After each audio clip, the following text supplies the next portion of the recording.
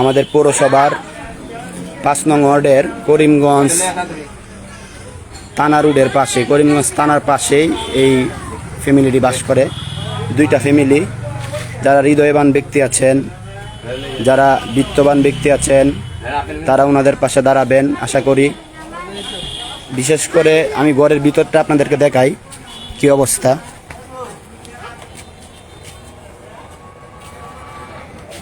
দেখেন ঘরের ভিতরের কি অবস্থা। ওই টিনের ঘরটা দেখতেছেন, এটা আরেকটা ঘর, বুঝছেন? ওই টিনের ঘর আরেকটা ঘরের বেড়া, এই ঘরের বেড়া। কি অবস্থা দেখেন, দেখেন শোয়ার অবস্থা, মাটির মধ্যে বিছানা থাকতেছে। এই দেখেন কি অবস্থা। তারা হিন্দু পরিবার, কিন্তু তার আগে তারা মানুষ, আমাদেরই পাশের মানুষ। তাদের ছোট ছোট বাচ্চারা নিরাপদ ঘর ছাড়াই দিন কাটাচ্ছে। এটা কি আমরা মেনে নিতে পারি? আমরা যদি আজ নীরব থাকি তাহলে মানবতা কোথায় দাঁড়াবে? আসুন আমরা সবাই মিলে তাদের পাশে দাঁড়াই। আপনার সামান্য সহযোগিতা তাদের জন্য আশীর্বাদ হয়ে আসতে পারে। ধর্ম নয়, মানবতাই হোক আমাদের পরিচয়।